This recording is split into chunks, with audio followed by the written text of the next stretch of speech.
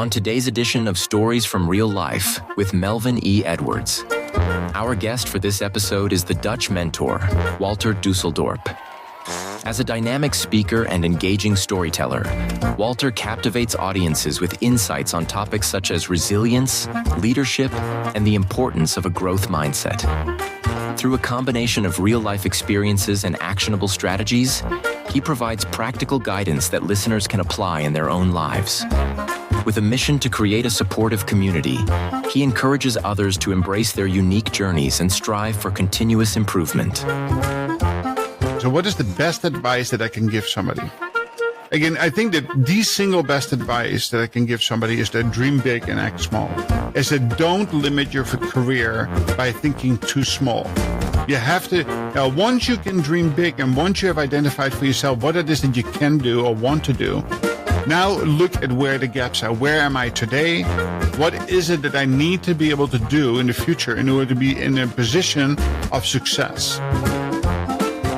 Let's join the conversation with Walter Dusseldorp. You are listening to Stories from Real Life, a podcast by engaging storytellers for engaged story listeners. Here's your host, author and journalist, Melvin E. Edwards.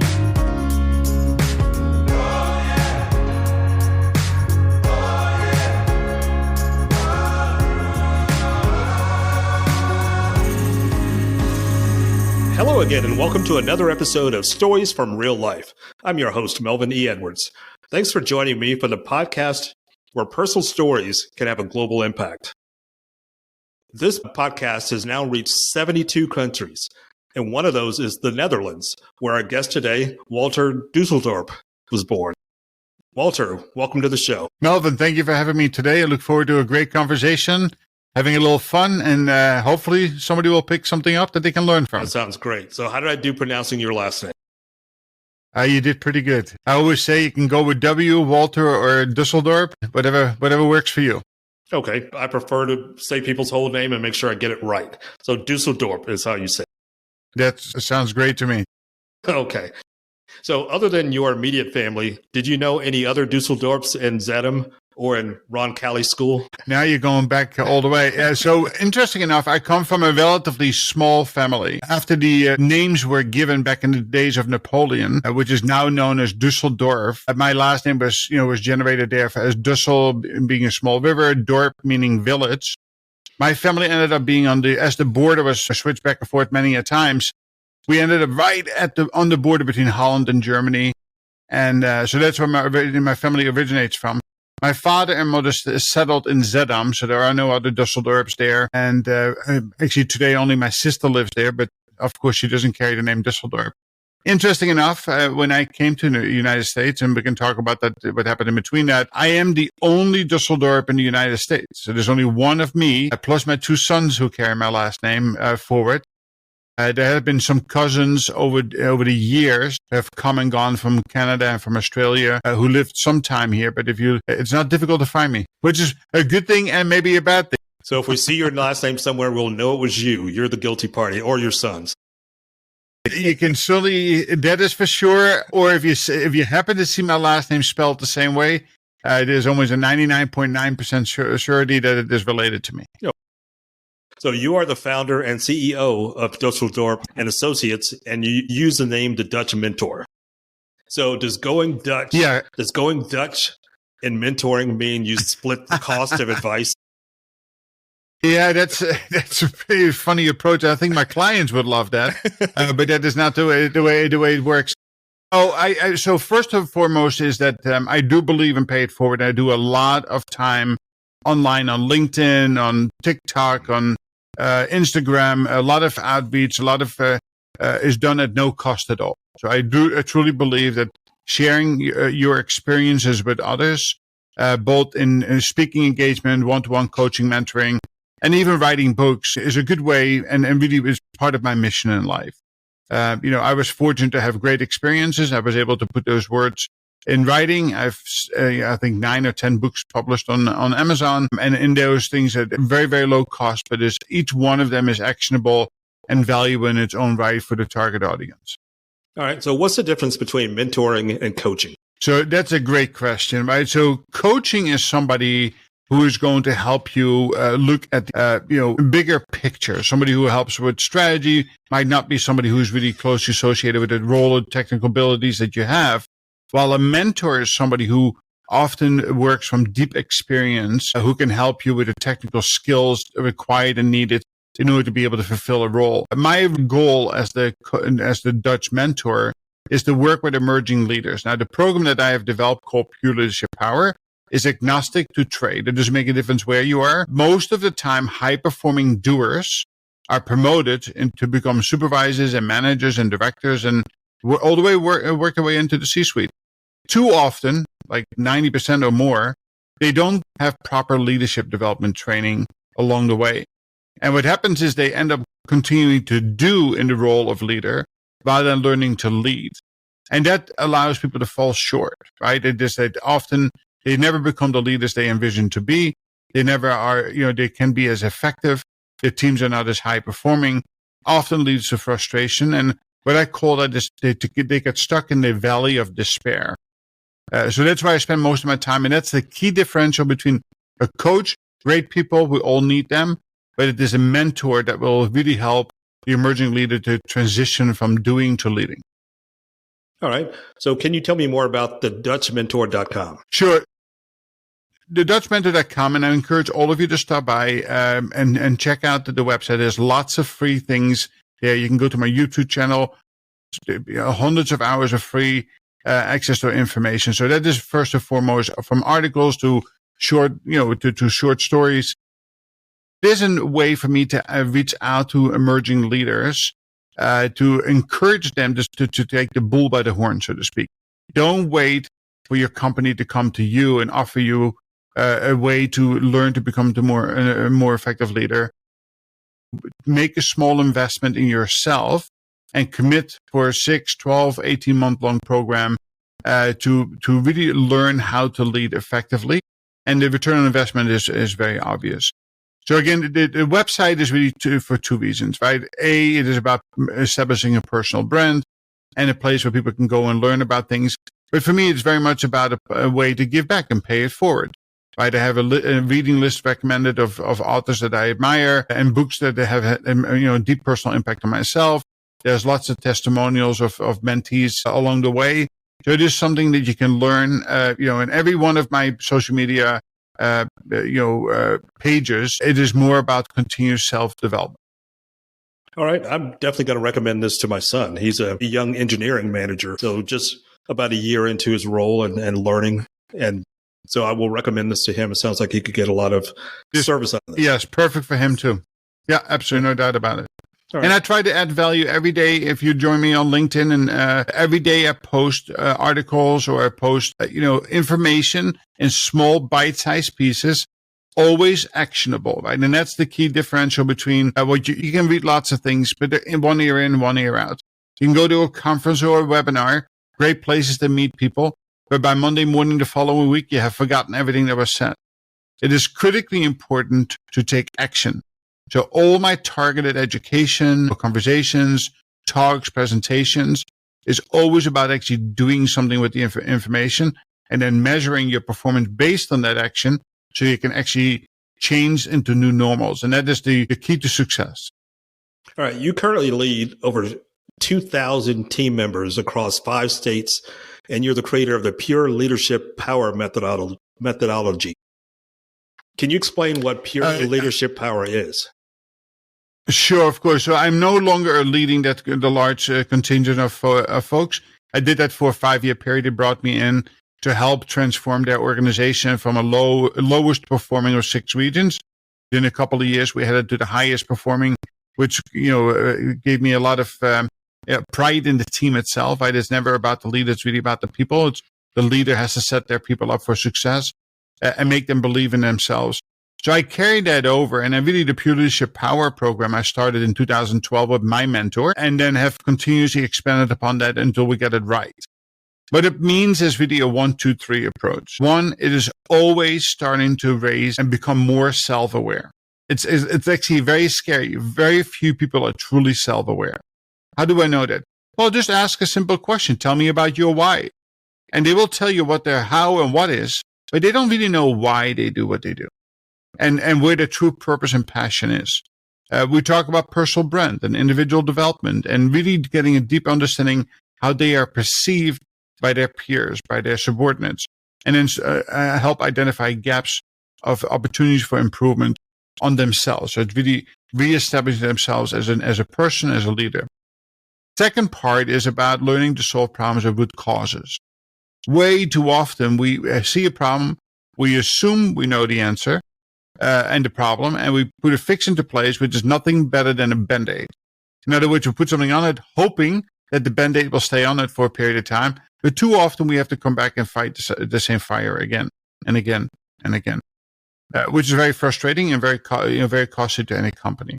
And then part 3 is about how can we put a team together and refocus them around the things that matter, and then be able to measure that for a sustained period of time through action and countermeasures and accountability in order to be able to become a high-performance team.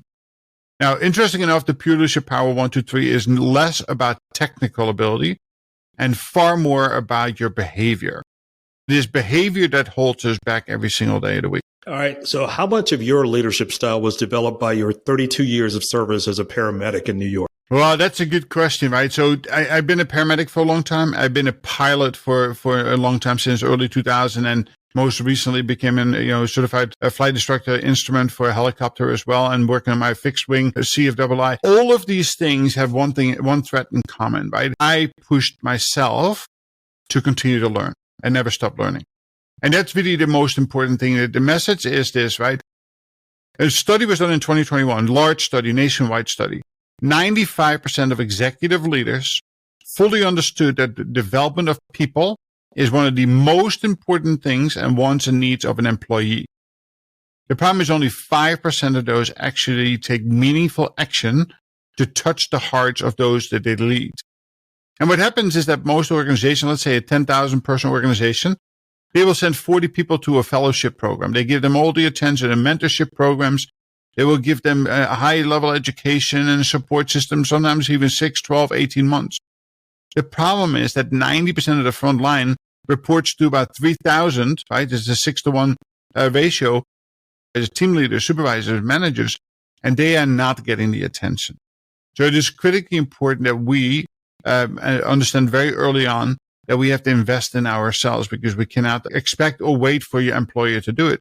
And that's really what helps you in the long run. But I recognize that for myself. I took the ball by the horn. I got a mentor. I was very creative in finding the funds to be able to provide that to my team members in a public health scenario.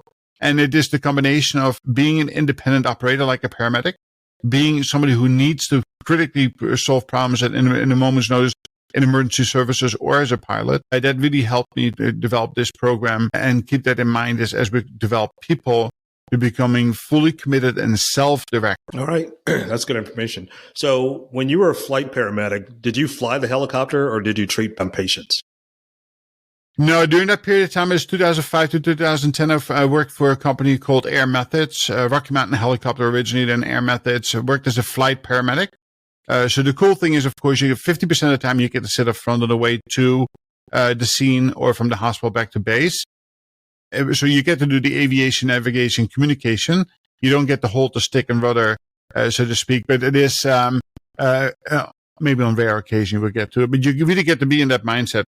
I already had my pilot's license prior to joining that service. But, once I had flown a helicopter, it's so much cooler than flying an airplane. Both of a function, right? You fly helicopter local, you fly airplane for distance. But that stuck with me. And so during those years, I worked as a care provider on the highest levels, right? And we were responsible for taking, premature birth babies at 23, 24 weeks, all the way to geriatrics and anything that is trauma related in between. So yeah, it was a very intense, but great job. All right. So what is the magical key to success? Well, the first thing is to start understanding your driver in life. It is that too many people, right? 62% of people are not happy doing what they're doing today. That's scary, right? You spend 40 years, nearly 40 years from 20 to 60 in the workforce. Could you imagine living a life like that and not loving what you do? So I think the key to success is to really relentlessly pursue what makes you truly happy, because you only have one life to live. And interesting, right? I've been a paramedic, I've been a flight paramedic, I've been a healthcare executive, and now I'm pursuing, a time as a coach, mentor, and as a flight instructor.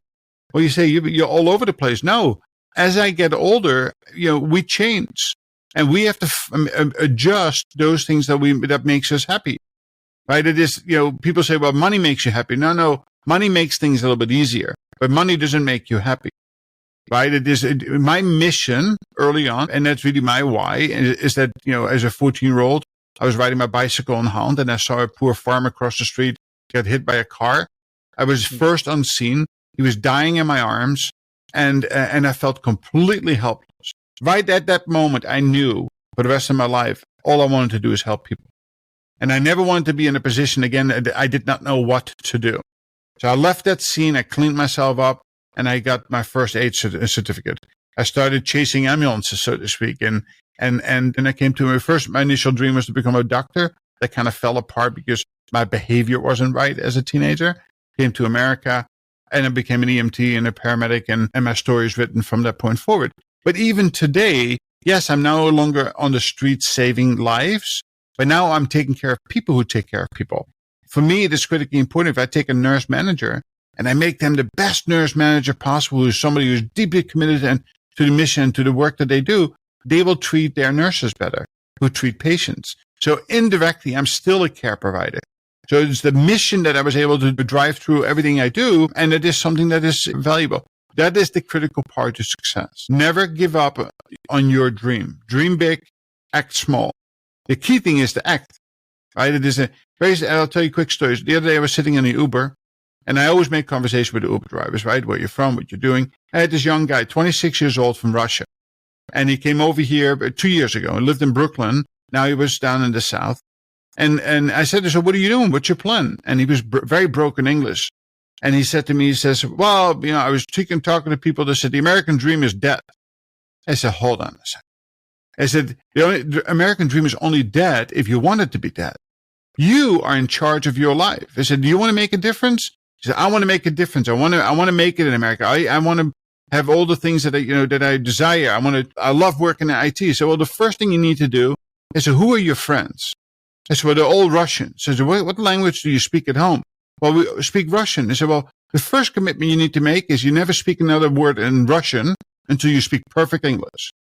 I said, if you want to make it in America, you need to speak English, and you need to make that commitment until you perfect it. And once you have it perfected, you can speak all the other languages on the side. And you tell all your friends the same thing. Do yourself a favor. Well, what happened with your Dutch? I said, well, listen, nobody wants to talk Dutch to me, right? And there's only a few Dutch people around. So I had no choice but to speak English. Badly broken, initially, but over time you get better and better. Once you get a mastery of the language, it will open up other opportunities and doors that are closed to you today. I said, so make a promise to yourself. Every person that gets into your car, you speak English to, and you lead the conversation. And so we agree, after, a 20-minute ride, he felt uplifted. He felt that he had a new opportunity, a new future ahead of himself. Now, I probably will never see him again, but I would love to see if he actually followed through and said, listen, from today, this point forward, I'll speak only English until I'm really good at it so I can create opportunities for myself. And that is the key to success, right? Is don't wait for others to come and do it for you. You have to take the bull by the horn. You have to create that big dream, and you have to act small every single day and never give up. All right. We just passed graduation season, mostly for college students. Some high schools across the country are still in session. But what would you tell a new graduate and how they can establish their career and then accelerate their? Yeah, so very interesting question. I've done a few commencement speeches over the years, and you always have to scratch your head. So what is the best advice that I can give somebody? Again, I think that the single best advice that I can give somebody is to dream big and act small. I said, don't limit your career by thinking too small. You have to, now, once you can dream big and once you have identified for yourself what it is that you can do or want to do, now look at where the gaps are. Where am I today? What is it that I need to be able to do in the future in order to be in a position of success? And let's say, some people dreams to be a CEO of a company. Well, you're a recent graduate. What's the difference between you and a CEO? And you can write that down on a timeline of, experiences, certifications, different types. You have to pursue those relentlessly, right? You have to set up a goal. And that's why I use an individual development plan, is that write down your journey. Don't let it happen by chance, but let it happen by design. So that is the first thing you need to do. Now, the second thing is that I say is that don't sit and wait in your bedroom and play video games while you could be out doing something. Even if you don't have the job of your dreams yet, you can go out and help a neighbor, right? Build good work ethic. It is about your network of people where success comes from.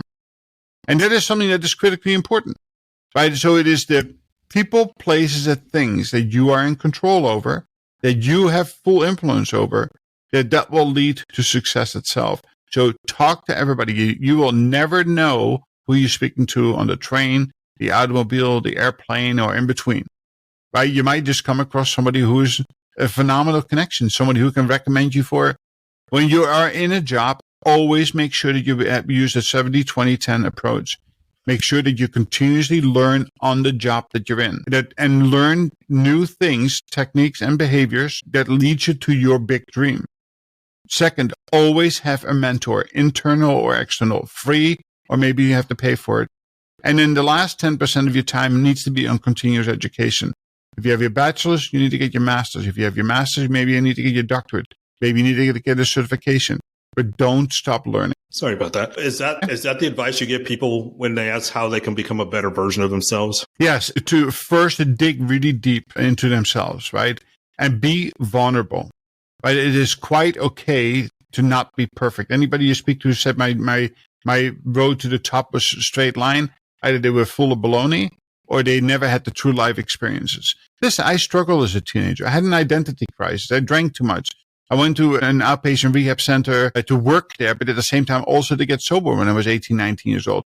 I needed to deeply learn about myself. I had this big dream of becoming a doctor, but there was just no way I was going to do that by drinking every day or thinking in a toxic manner.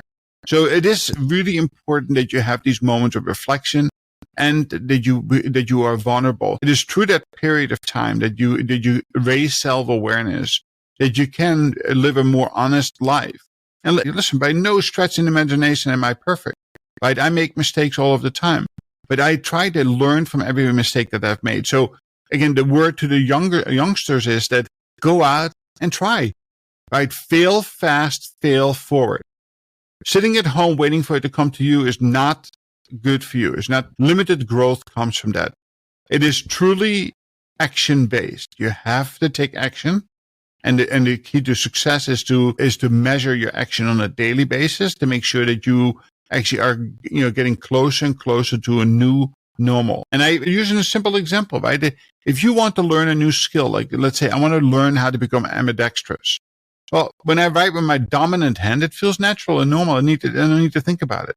But now I want to learn with my opposite hand and it feels strange and awkward. Now I can do this 2 or 3 days, which most of us will do, and then give up.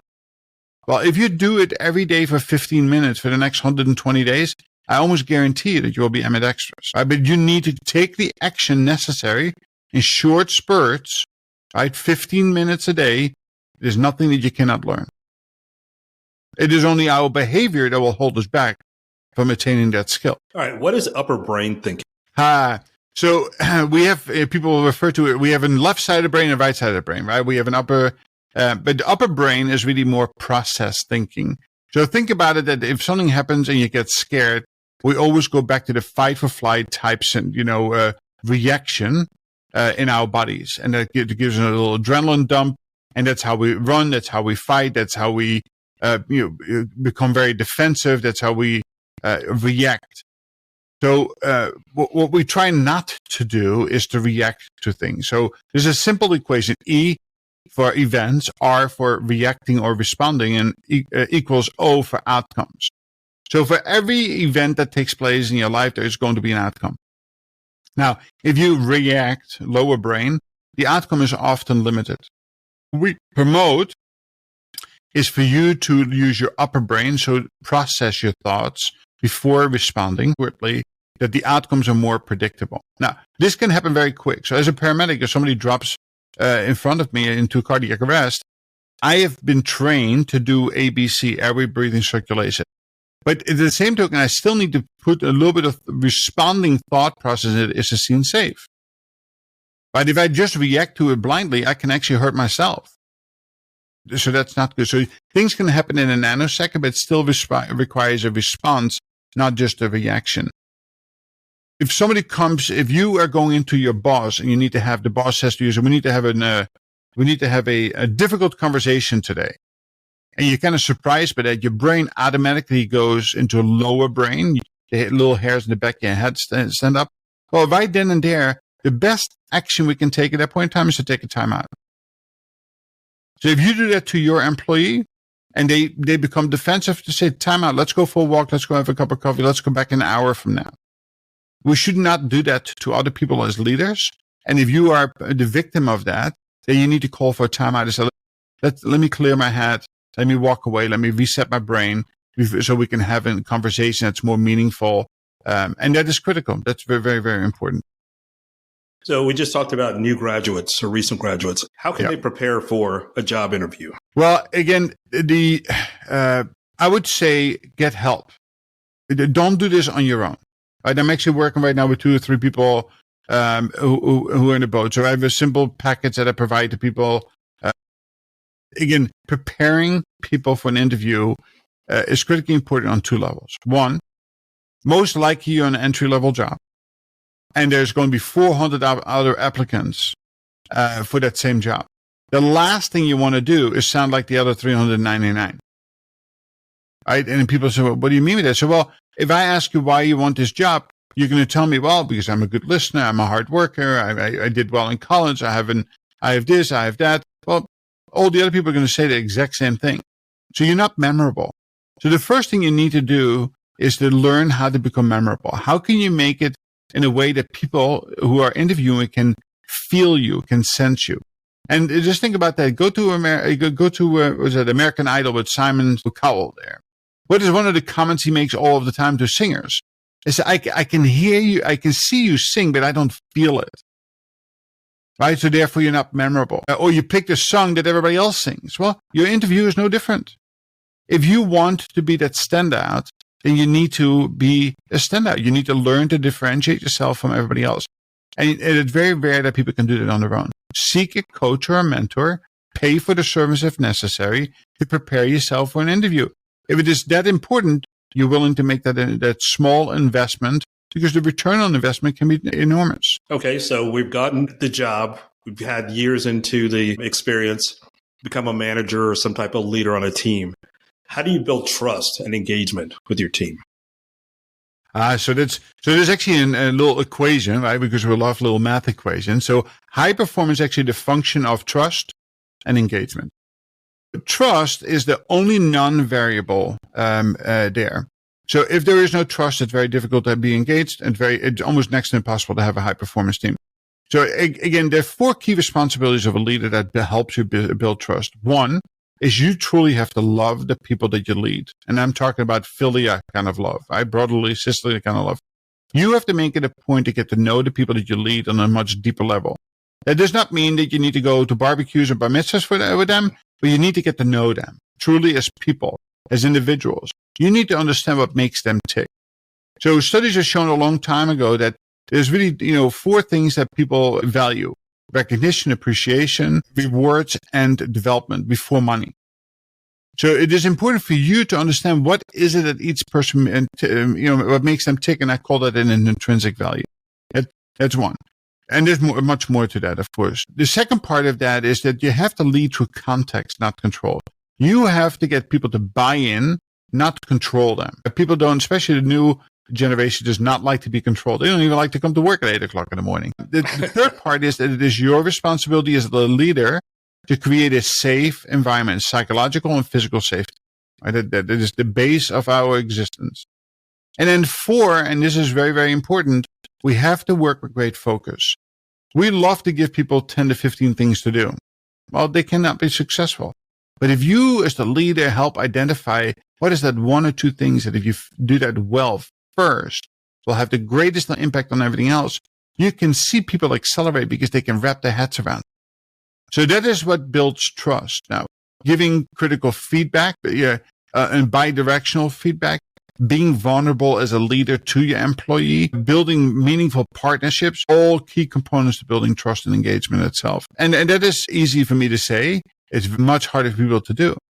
So people can do these things once or twice, and then they get overwhelmed with other things, and they forget about how to love people, how to lead through context, or they go to lower brain thinking when things happen. And that is the thing that we have to recognize, like everything else. If you want to become that highly effective leader, you need to build these skills, but even more importantly, these behaviors over a period of time, so then they can actually become part of who you are. Okay, how do you build sustainable outcomes? Well, so I'll use a simple analogy that we can all relate to. December 31st, we all sit around the campfire, we have our fireworks go off, we celebrate going into the new year, we make all these wishes. Listen, I'm like everybody else. I'm going to go to the gym. I'm going to buy a membership. And what happens is in the first week, we go 3 times. The second week, we go 2 times. The third week, I go 1 time. And for the rest of the year, I might go back 3 or 4 more times. We are really good at doing things that are a very short period of time, but we don't sustain the things that we set out to do. 70-80% of the things we say we're going to do never work out to the extent possible, right? So we fall short on that. And that is behavior, right? It is our short attention span. There's constant need for change. Part of the reason, just like we talked about earlier, you fix something kind of sort of with a Band-Aid, and you have to come back and do it again. So how do we create sustainable change? Well, we have to learn a couple of basic rules. A, we have to have unification around what it is that we need to do. We need to have the right people. We need to be able to measure the results of whatever it is that we're trying to improve. And then we need to measure that and take actions and countermeasures as necessary over an extended period of time. So we know it's about a 90 to 120 day window to create a new normal. Norming, or that forming, storming, norming, performing model that we'll talk about. Well, it takes about 120 days if you do things consistently well and you take appropriate countermeasures. Now, this can take much longer, and in some rare occasion, it takes a little bit shorter to do that, depending on the difficulty of the change itself. But that is the key to performance. All right, I just have a couple questions left. And with this one, I want to sort of go back to something you mentioned earlier. I want to get a few more details about raising self-awareness and starting with your why. How does somebody determine what their why is? Well, rarely do I see people really get into their why without a little bit of help. So I'm an admirer of Simon Sinek. So the first place I tell people to go is to go online. Go look at an 18-minute TED Talk by Simon Sinek titled Starting with Your Why. You can read his book titled the same as well. It helps you. And again, he will help you understand the what and how and not the why. And the second part I would recommend is to people to need to be able to articulate their why in 43 seconds. And they look at me, what? Well, 43, I want you to come up with a hook, 8 seconds, with a body of about 30 seconds and a closure of another 5 seconds after that. And it is your ability to concisely tell a story that's uniquely yours, that grabs my attention. I seek more, and then I close it, is something that can differentiate you from everybody else. So what is your why? Go back to something that is emotional. No different. I just told you that, I got emotional because I have I came across that accident, right? It was an enlightening moment in my life that opened my eyes, that gave me, both physical, mental, and spiritual direction in life. And I'm still living that today, all based on that story. Well, whenever I tell that story, I saw, an old farm across the road got hit by a car, and people say, "Oh, tell me more. Did he live? Did he die? What happened for him?" Right? That's the hook. And then for me to share my story on how I became from that moment into an EMT and then a paramedic, and how I went into leadership and leading people on mission. All these things speak to my why, right? Helping others. Well, that's where the connection takes place. And don't give up on that too soon. So I tell people that I work with in my mentorship programs, it takes 4 to 6 weeks to get there. Right? It is most people don't know even where to start or tell me the what and how, but that's not the why. And on rare occasion, you will find out that people, are really not connected to the work that they're doing. And then maybe that is the instigator for them to start looking for, what is my why and how can I be more purposeful in life? Because again, I have one life to live. But that's to start there, seek information, work with people, write it down longhand, write up a whole book for that matter, and then boil it down to a 43-second story that is deeply meaningful to you and unique to you. And because of uniqueness, it often will include a brother or a sister or a mom or a dad or, an aunt and uncle, somebody that is related to you, to something that happens, that had an impact on you, because that's how we live, right? We live through experiences. Through those experiences, we take actions, and those actions give us results. Well, if you're not happy with your results, then go back and take new actions. Look at new experiences. I'd stop doing the same thing over and over and over and expect the same different outcome. Makes perfect sense. So as we close out this conversation today, what final bit of advice would you like to leave with the listeners? Again, this conversation is worth nothing unless you take an action. All right. So for yourself, if you go out and leave this conversation and you go out and listen to the TED Talk I just recommended, if you go to my website and start looking at some of the videos and take action on your individual development plan, your personal brand, really seeking the truth of your leadership style, write out what is your big dream, but then even more importantly, very clearly document what are the small action steps you need to take. Seek a mentor, internal, external. It is, instead of getting that cup of coffee for $7.99 at Starbucks, and that's probably the cheapest coffee that they offer these days, invest that into a coach or a mentor for a period of time to help you get set up for success in life. So the answer is take action. If you don't take action, everything we just said in this, love talking to you, but most of this will be forgotten by Monday morning. And we need to change that. And if you really want to have an impact, you need to take action that is meaningful and that is sustainable and that will create new normals. That makes good sense. That's good advice. And hopefully everybody will heed the advice and will come check out your website. I'll post a link in the show notes and they can read your books and see what all they can learn and take some action to change the trajectory of their life like you did. So our guest today has been the Dutch mentor. They're always welcome to. Go ahead. Yeah, they're always welcome to book a free strategy call with me on my website as well. Be happy to chat. All right, that sounds good. So our guest today has been the Dutch mentor, Walter Dusseldorp. Walter, thank you so much for being here today. I appreciate it. Melvin, a great conversation, and I wish you much success with your podcast, and I look forward to speaking again in the future. That sounds good, sir. Thank you. Have a good day. So please go to my website at podcastreallife.com for more information about my guest and the things that we discussed today, including a link to his website. That's it for today's episode of Stories from Real Life. Join us again next time for another chance to learn from each other. Until then, don't forget to shine your light wherever you go. Thank you for tuning in to this episode of Stories from Real Life. Don't forget to subscribe and share. Let's meet right here every Tuesday and Friday. See you then.